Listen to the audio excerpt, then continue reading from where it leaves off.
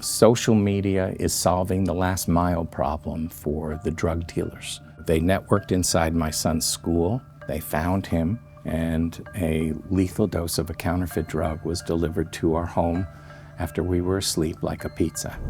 Fentanyl is becoming one of the leading causes of death among children due to counterfeit medications. And the amount of incidents tied to social media use is increasing.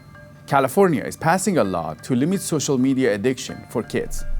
My guest today is Samuel Chapman. He's going to explain the connection between social media and fentanyl death. After our son died, we realized that the people around us had no idea the factors that had led to his death could impact them. We will also sit down with Senator Rosilicie Ochoa Bogh, who'll tell us how fentanyl is impacting Californians and why parents should be aware. Hearing those heartbreaking stories of these family members losing their child who are not drug users. There's products that have been laced with fentanyl and they're killing our kids. I'm Siama Korami. Welcome to California Insider. Sam, it's great to have you on. Welcome. Thank you for having me. California passed a law that you have been part of helping. You've been part of helping with a lot of different laws. The goal is to protect kids from addiction in social media. Can you tell us more about this law? Sure. It's SB Senate Bill 976 by Nancy Skinner of Berkeley, Democrat. And the bill takes the social media, when it gets delivered, has to be delivered without addictive, harmful algorithms when given to a child. And only a parent can turn on those algorithms. And why would they? And if they do, only for an hour. The social media companies have to monitor it and stop it after an hour. They also have to stop noticing any minors during school hours or at night when they're asleep from midnight to 6 a.m. And this bill kicks in right away for... So no notifications during those hours. Exactly.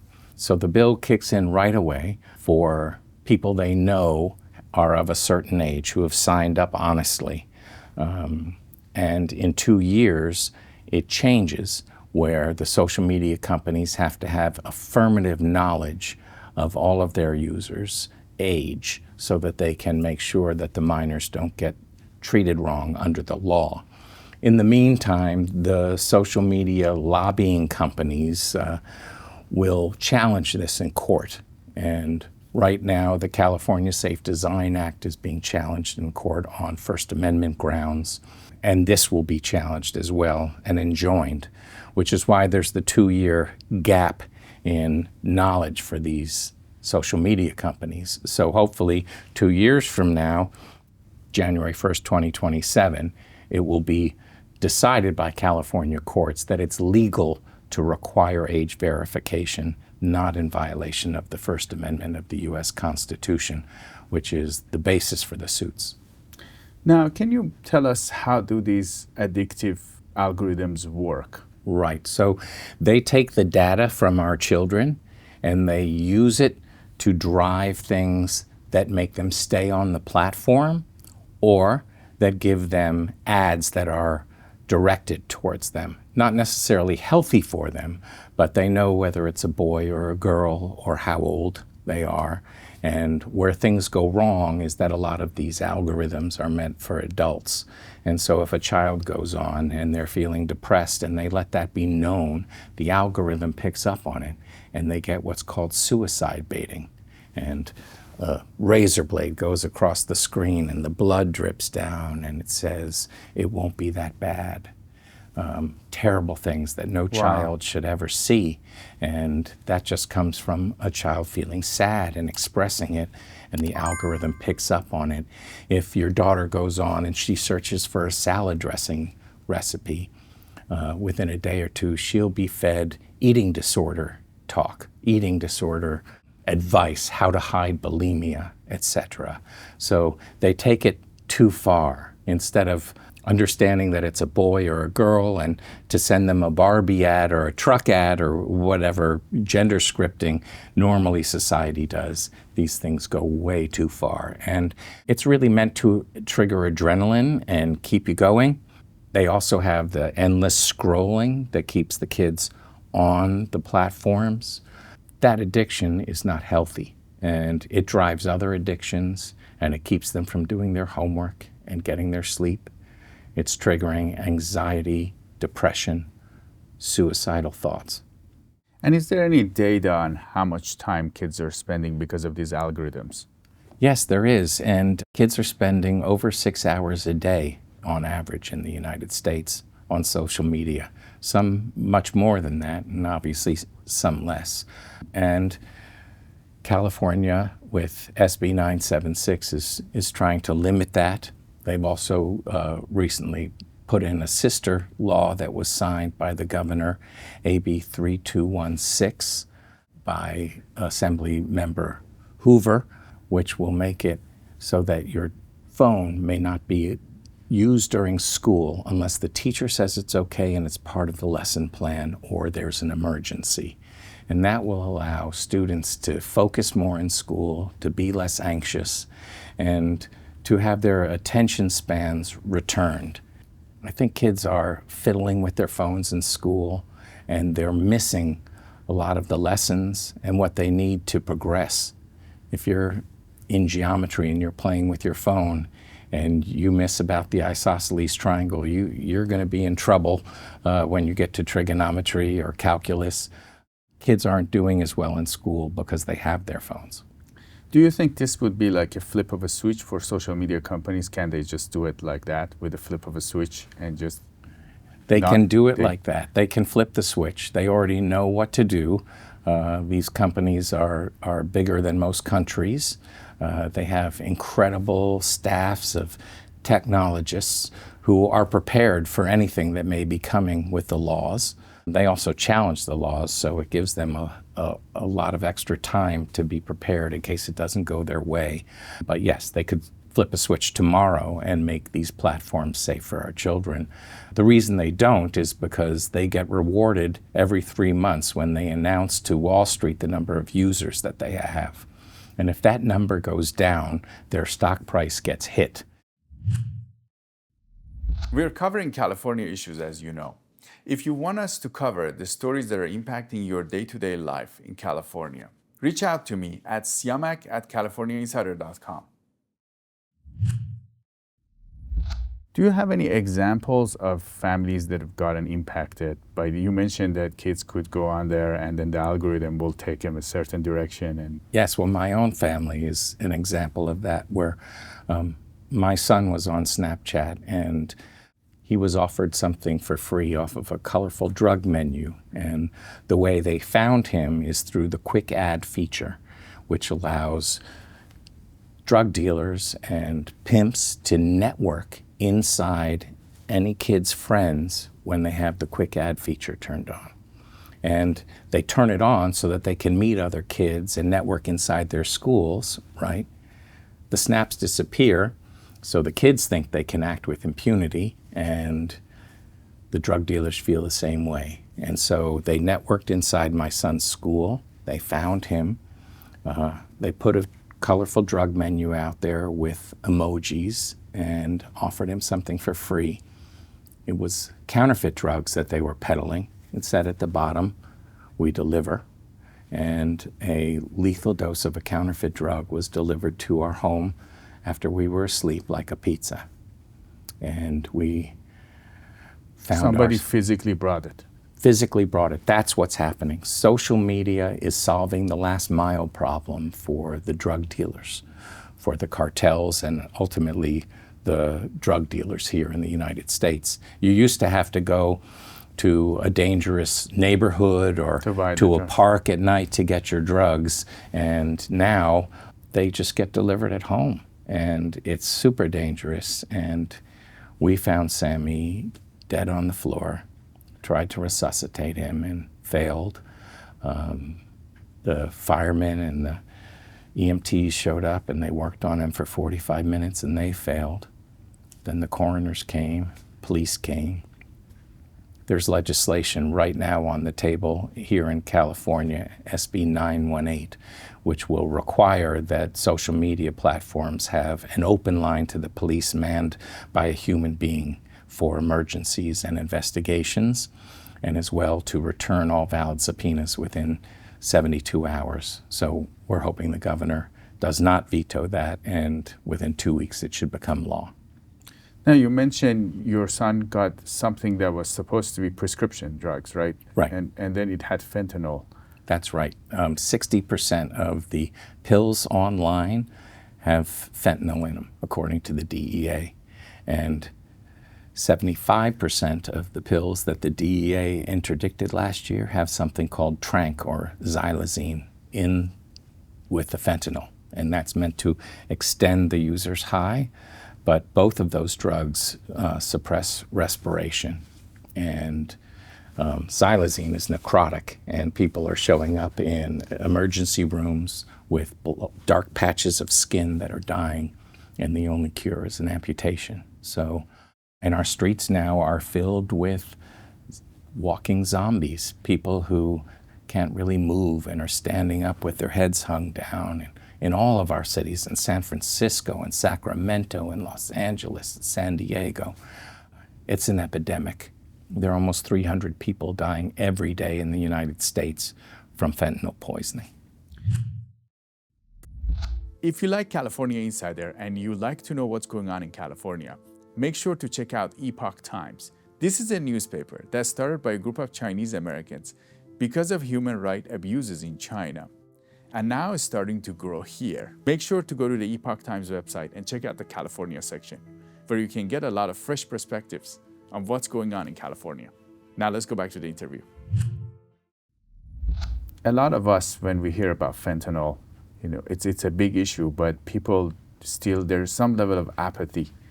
It's not gonna happen to me. Did you guys know much about fentanyl? Did you know how serious this is? We had no idea. Our son died early in 2021 while we were on lockdown. We thought he was in the safest place in the world, in our home. And that was the one benefit of having a teenager during lockdown, was that they weren't running around or going to the parties. But social media made our telephones and our computers the most dangerous devices for our kids.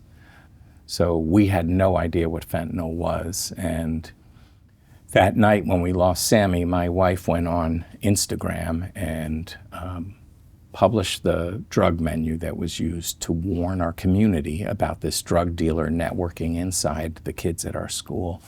We didn't even know what happened to him. We had to reach out to his best friend, who also had the same drug menu, and told us what had happened. So the media picked up on it because my wife's an Oprah person, and they watch her social media. And we have been getting the word out ever since. The police told us they wouldn't be coming back for 3 months after the tox report got back. That was all delayed during COVID. So they said if there was something in there that poisoned him, they'd come back after they got it back, and they left our house. And then we went on TV here in California, and then it got picked up nationally, and we went on NBC Nightly News with Kate Snow, and the next day, 3 detectives showed up at our home, ready to do what they should have done to begin with, which is collect evidence and treat it like a murder scene.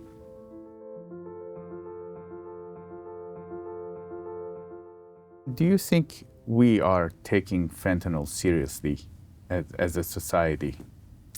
I don't think we're taking it seriously enough. I don't think people realize that it is the leading cause of death in the United States for adults 18 to 45, and the number 2 cause of death for children. So that's more than car crashes or cancer or heart attacks. It's sort of unforgivable that our government is not taking control of this and doing the things that could stop this horrible chain that begins in China and ends at our homes. Can you tell us more about this chain? Yes. So 95% of the chemicals that comprise fentanyl are sent to us from China, another 5% from India.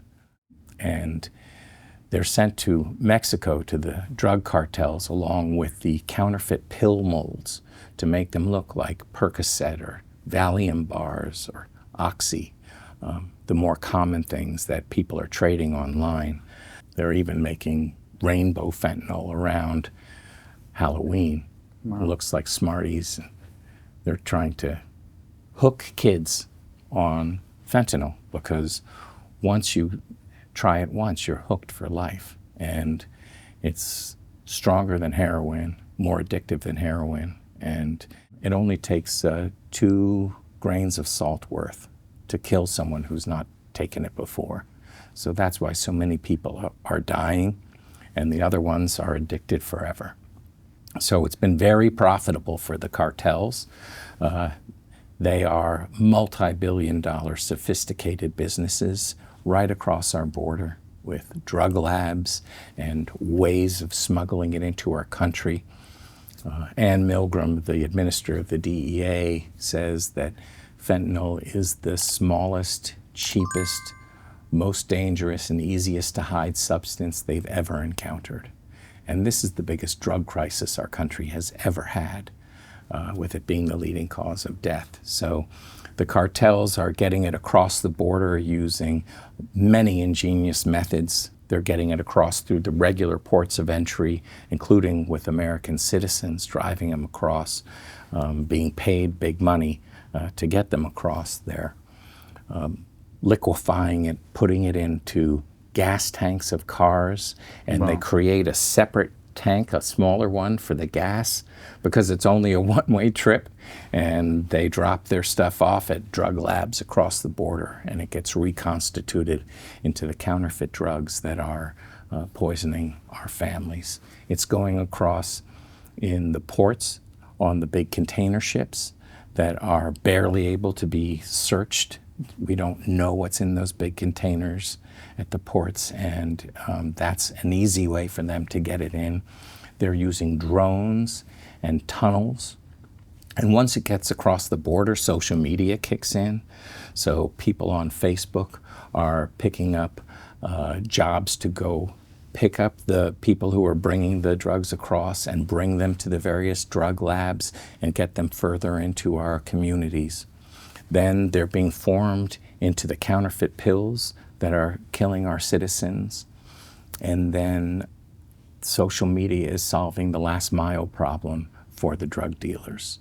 So you used to have to go to a dangerous neighborhood or a park at night to get drugs. Now it's delivered like a pizza to your home. And in Los Angeles County, for instance, if you only have a certain number of milligrams of drugs on you, it's just like a parking ticket. So the drug dealers are driving around with that minimum amount, and if they get caught, they get their ticket, they go home, they get another batch, and they come out and they deliver it where the social media hookups have told them to go. And so social media is playing 2 big roles in the problem. Additionally, because of restorative justice, the police are arresting these dealers, and in many counties, including Los Angeles County, the prosecutors are not prosecuting the crimes. Our son's murderer was found by the Santa Monica police and the DEA, and they even had him locked up in prison and actually jail in the county, and the LA County District Attorney let him walk, knowing full well he was our son's murderer, and he's paid no penalty for what he did to our family. Now, Sam, we're sorry for your loss.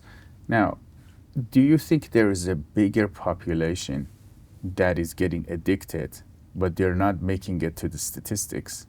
Because we're looking at the death statistics, but there might be a potential huge number of people that are getting addicted to this, but we're not really noticing them because Narcan is everywhere now. Well, I don't think that Narcan solves the problem because, first of all, it wears off quickly. And as long as we've brought it up, it's important to know that if someone is down on the ground and out, administering Narcan is a zero-risk thing to do. It's non-toxic. You can't harm someone by shooting it up their nose, which is what you should do.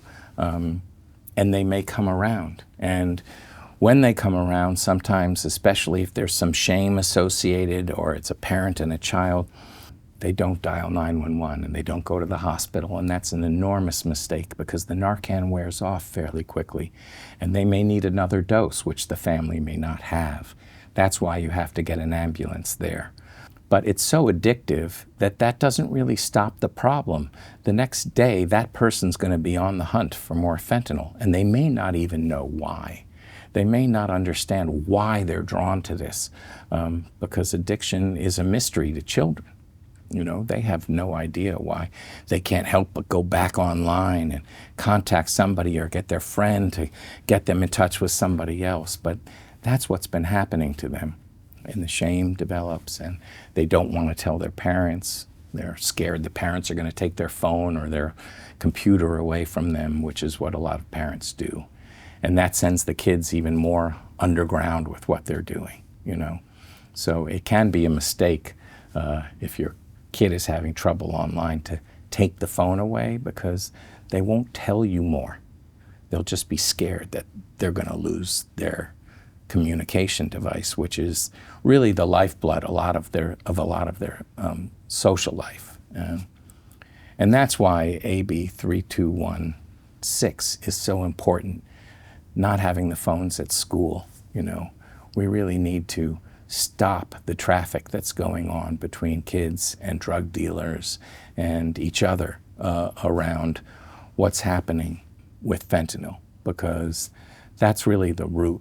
My wife likes to say that putting your kid on social media is like dropping them off in a drug-filled neighborhood and hoping they do well for themselves. Even if they're with you, is that? Even if they're with you, the snaps disappear. So as long as you're not looking at their screen at that moment, you literally can't know what's going on. And that's why we've been pushing for a law in our son's name, Sammy's Law, which requires third-party safety software on any platform that has a child, be it gaming platform or social media platform. And that would give a parent an alert if something dangerous like fentanyl were typed on their child's device, or suicide. This technology exists today, but they don't allow it on the platforms with our kids because Wall Street will see the numbers go down after they do that. So Sammy's Law is going through Congress right now. It's HR 5778. We have bipartisan sponsors, bipartisan co-sponsors. We like to say that children don't have a party. It also was running through a courtesy of Senator Henry Stern as SB 1444 here in California, but it got held up in Appropriations Committee, where so many bills go to die. Rosilicie, you're a state representative. There is some efforts to actually get rid of the addiction to social media for kids. Can you tell us more about these efforts? Sure. So I've had the pleasure, elected in 2020, and I've served in different capacities in different committees. One of the committees that I actually have served on is I was the vice chair for the Public Safety Committee, as well as in education. It was very interesting in public safety. A couple of years back, I was introduced to fentanyl and what that was. There was a bill carried by then Senator Melissa Melendez called Alessandra's Law. And that brought to my attention what fentanyl was and how it was impacting our youth in our community, especially here in the Inland Empire and in California and as a whole. The bill, Alessandra's Law, came to be because a a set of parents, mother and father, their daughter had purchased something from social media that she thought was something different, and it had been laced with fentanyl. And so what happened is they wanted to carry a law that would bring awareness and accountability to people who were selling products that had been laced with fentanyl. In that committee, I heard testimonials of parents, siblings, friends who had lost loved ones because of fentanyl-laced products. The bill did not pass that year, and a couple of years it's had a difficult time passing through, and primarily because there's a thought process that people who are dying from fentanyl poisoning are actually drug users and need to be dealt with from that angle and that perspective. So there was a lot of contention between family members and friends who had lost loved ones because they thought they were purchasing medication. Yes, medication that had to do with behavioral health, anxiety, depression, or even things that would help them stay awake so that they could do their studies. They could study for finals or exams at the college level. So what we ended up seeing is that we saw a lot of youth, many people under the age of 26, literally teenagers, dying because of fentanyl poisoning. And when these testimonies came through, as a committee member, I had never felt as vulnerable as a parent as I did during that committee. It was the most emotionally draining committee hearing I had ever heard. Because as parents, we've created what we believe are the safest parameters at home, giving our children skill sets and knowledge to be able to navigate the world and keep themselves safe. But many of us had never occurred that our children, through social media or friends and their social media use, could have access to what they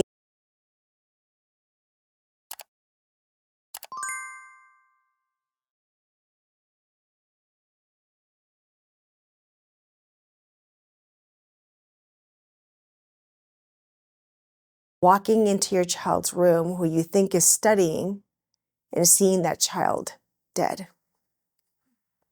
So as a parent, I remember texting my children literally in the middle of that hearing as I'm hearing those testimonies and hearing those heartbreaking stories of these family members losing their child who were not drug users, didn't have a history of drug use, but literally were buying what they thought was medication in a generic form and less expensive, texting my children and saying, please, please do not purchase anything off any social media platform. Don't do it. There's products that have been laced with fentanyl and they're killing our kids. And when we looked at the data, especially here in the Inland Empire, San Bernardino, Riverside County, which at the time was over 600% increase in deaths when it came to fentanyl, and you realize that as a parent, you had no control or even awareness of what was available to your young adults or to your youth, and how they could literally, in a blink of an eye, lose their life through no knowledge of themselves of what they were partaking. It was an eye-opening experience where I said, we need to bring awareness. We need to talk about this. People need to be aware. And that's why I became passionate about ensuring that, whenever we have fentanyl awareness weeks or advocacy groups in my district, I'm there to support them, because I fear that would happen to any of my children. And I don't want any parent to see it. And when you saw the number of testimonials of these parents and family members coming and talking about their lost ones that just happened like this, quickly, not something that you saw happening, like, oh, you know what, they're drug users, they're this or that you saw something happening. No, just like this, because they thought they were doing something innocuous. Do you think a lot of people know about this? I think the conversations have started, but I don't think that everyone knows yet the extreme impact that fentanyl can have on your family member, especially when it comes to the addiction level of it. It is incredible. Even if you survive, incredibly addictive. Nothing seen. And I've spoken to district attorneys, medical doctors, and they talk about how incredibly addictive it is. And I don't think people are aware of that level of addiction. And they're definitely not aware as much as they should be about how vulnerable our communities are, and especially our youth. Do you have any other thoughts on this? I would just recommend that parents with their children as young as when they think is they're being exposed to social media or friends access to social media, that they start having conversations about not partaking of any medication that is shared with them. Any medication, regardless of what they think may be something pill for a headache. You don't share anything. And especially if it's been bought on the street or if it's been bought online. We have to have those conversations with our children so that they're aware that there is something out there that they may not smell, they might not taste, they may not even recognize that it's in there, but something could be laced with that, and it could potentially, literally kill them. So we must empower our children not to partake of anything that is given to them when it comes to any sort of medication. For as light and as innocuous as it may seem, don't do it.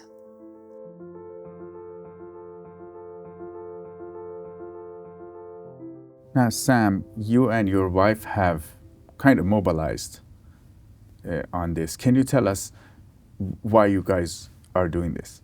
We didn't know what fentanyl was. We didn't know that Snapchat or any of the social media platforms were dangerous. We thought all we had to worry about was nudie pics, and we spoke to our sons about that and told them not to do that and what it would mean and gave them the warnings. But after our son died, we realized that the people around us had no idea the factors that had led to his death could impact them. And so we started going on television and warning people and trying to get the media to notice this problem. And as it has become the leading cause of death, we've been able to go on more and more often, and other parents who've lost a child have also started going on television. And we've all sort of banded together. We call ourselves accidental activists, and we're connected across the country. We show up in Washington, D.C. to support laws like the Kids Online Safety Act and Sammy's Law. Lots of families like ours have started nonprofits. We started one called Parent Collective, and we're trying to get the word out there. We're trying to promote laws that will save the children. We're doing free publicity for other parents who've lost a child to the crisis. And the media wants a human interest story when they cover these more scientific topics. So we try and tee up the parents in different markets for the media and help the parents get out there and find their advocacy. I also have a Fentanyl Warriors Zoom that I do every 2 weeks with 50 other parents like myself who have foundations and efforts to pass laws and bring awareness. Sometimes we get focused on our own communities or on fundraising for the foundations that they've created, and by bringing everyone together and sharing what we're up to, we become bigger. We can get more done. For instance, the parents have been instrumental in getting Prop 36 on the presidential ballot here this November in California. And Prop 36 will make sure that fentanyl penalties are the same as heroin and as methamphetamine. Right now, they're much lower. It'll do a number of things, but it will also provide what we call an Alexandra warning or a Watson admonition, like what we give to drunk drivers. And it'll make them sign a piece of paper saying that they're aware what they did is a risk to human life. So if they do it again like they did to our Sammy, they come back in court, they can prove intent, they can prove state of mind with that piece of paper that that drug dealer knew what they were doing could kill somebody, and then they can stitch them up for murder. Now, in terms of your work, have you faced any difficulties that you weren't anticipating of raising this awareness? Well, I think that there's a lot of shame out there. And so a lot of families are hiding what's happened to them. So it takes some very brave parents to get out there and face the trolls online, for instance, who say it's your fault, you're a bad parent. You get a lot of shrapnel thrown your way. And so, yeah, I mean, I think it's been difficult for a lot of families to to figure out what to do next after something like this happens. And we've had our naysayers, but in general, I think people realize slowly this has become a big issue, and the parents who are fighting it are very brave. You mentioned the government is not doing enough. What else can the government do about this? Starting with China, we could sanction China for funding fentanyl production, the precursor chemicals in their country. They're actually refunding a 13% value-added tax for chemical companies that send the precursor chemicals abroad. We lost 73,000 last year to fentanyl poisoning. China lost 0. So this is something they're visiting on us. We could do a naval blockade of those ships that are coming to Mexico and delivering the chemicals to the cartels. We could seal up our border and stop the border guards from processing migrants and get them back on the ports of entry, trying to stop the fentanyl coming across at those points. Now, California is passing a number of laws on this, and you've been involved with it. Do you think California government is doing enough on it? Well, I think they're late to the party. We are the #1 state for fentanyl deaths. 2 years ago, we took over that lead from Ohio. We are letting so many people across our border. It's even gotten worse since Texas closed up their border. San Diego is just awash in fentanyl, and it's all coming up the coast to our different communities. It goes up all the way to Alaska has a fentanyl problem. Moving on it now is making me happy, but it'll be tied up in courts for years now, and we need to do something right away. We need to do something yesterday. Now, do you have any message for Californians and parents like yourself? I do. Don't think it can't happen to you. It can happen to anybody. You know, you may say, well, my daughter's a ballerina, she's an A student, she's a good girl, she doesn't do things like this. I don't let her on social media. So she hurts her knee one day at ballet practice, and another kid gives her a pill that kid got online that they think is a Percocet to ease the pain, and she takes it and dies. It can happen to anybody. Kids experiment. And in this era, one pill can kill. And so if you're overconfident and you don't speak to your kids about the dangers of fentanyl and the dangers of social media, you put them at risk. Sam, one thought that comes to mind is, why are kids so much into social media? And then why are they looking for these drugs? So they're using social media to connect with others, and then dangerous algorithms kick in and addict the children to social media with continuous scrolling and taking the data that they learn about the child and feeding them back more advanced communications that often are very dangerous, that are really intended for adults, but the algorithms don't discern, and they send these addictive feeds. So when a child becomes a teenager and they start experimenting with a number of things, and maybe drugs are on the list, they can be addicted for life or killed, literally murdered by someone who is intentionally poisoning our drug supply with lethal fentanyl. You mentioned that some kids, if they have depression, then they go online and they get on a path that. Do you have any examples of that, kids that have gone that direction?